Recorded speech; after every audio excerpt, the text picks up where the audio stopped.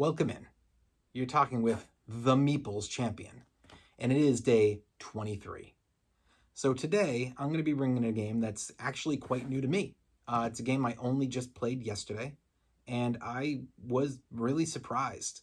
I only picked the game up because I found it at what for us is a local cheap store to get, Savers. I'm sure every state, every area has a different type of a thrift store or something where people donate and you can buy from. I always walk through and try to see if I can find a good buy, and I just so happened to see this game. And a friend of mine said, you know what? You'd be surprised. It's not just good for your kids, it's really fun for adults too. The game I'm talking about is Catan Junior. You know, I love Catan. It's been one of the entry games for me into this higher level of board gaming. And while I overplayed it many years ago and for a while kind of moved past it, I have the game in my collection, and whenever my in-laws are in town or we go down to see them, we pull the game out, we play. I still love the game. It's a game that thankfully there aren't a lot of other games like it, so it gives me the chance to play it. But Catan Junior, I was not sure how you could take that game and age it down. How you could say this is going to be an easier version of Catan.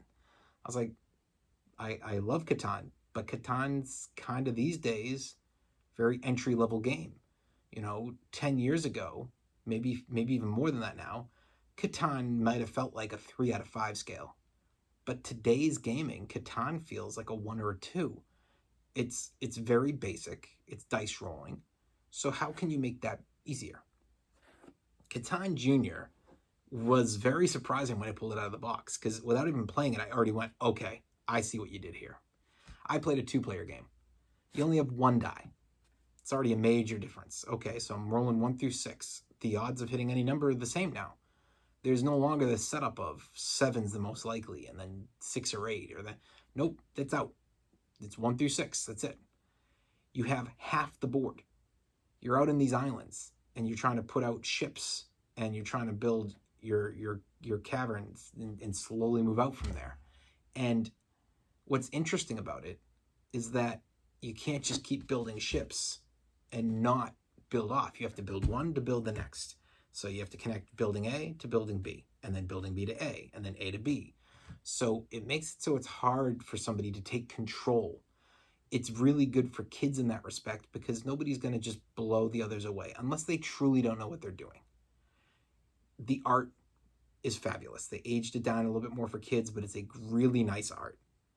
The theme, I feel it's there. You feel the race trying to get to these islands. The fact that there's no longer a thief, but instead you're dealing with this ghost captain. And so if you're playing with a kid who thinks they're close to making something, there isn't this thief who comes in, goes on their spot, snags their thing. Nope. Instead, a thief, the ghost captain will go in. They can still block their island, so it can be a little frustrating, but they instead take 2 of that the island's resource from the board. That's great. You're not upsetting somebody individually. You're improving without attacking as violently as you did in the other game in a way that made it so kids didn't like the game. Overall, when you're playing this game, I really feel that the theme and the art are prominent. They're the best.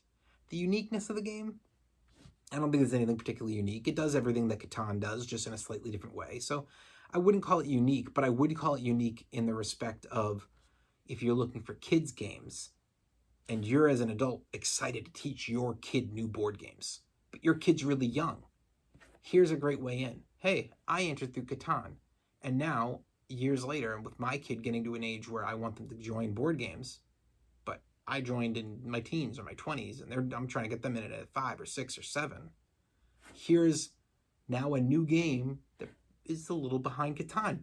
Great. That's a really good way. And so it may not be that the game itself is unique, but the way that it targets both the adult and the kid is unique. And I love that. Your roads to victory, it's not like there's a lot of them. You need to win by getting the 7 different buildings made. So you have only one road to victory. Now you can obviously shift in how you get there. You could still focus on the cards, but the cards are really just taking the hope to get more resources or the random flip of a free building to just make those buildings. You're not going to get victory points. So I don't think the road to victory has a lot of options, but you don't always need that. I don't think every game requires it. This is not a long game. This is not an expensive game. I believe you can get the game itself for under 40, and the game takes maybe 30 minutes. So, do I recommend? Yes, if you have a few different factors. A, are you trying to get your kids into the game? Yes, recommend. It's great. Fantastic for kids to come through.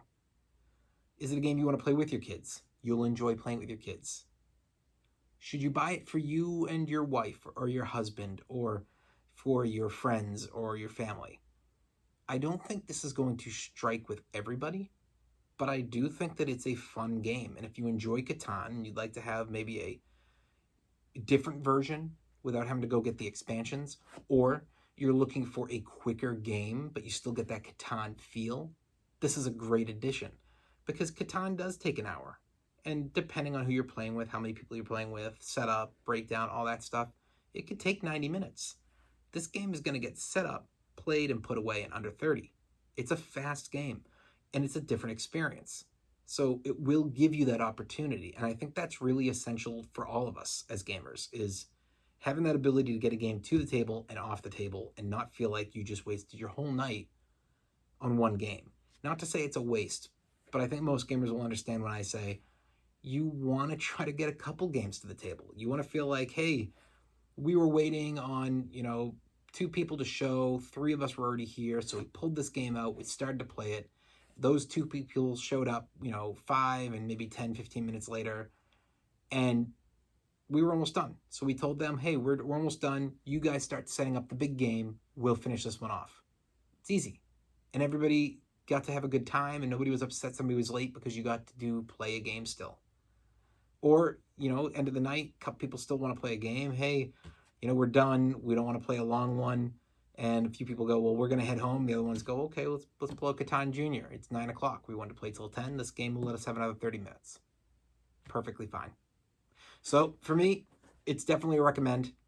I think that everybody should give it a try. And I think that it will surprise quite a few of you. It definitely surprised me. And I wasn't expecting much. And I got a lot more than that.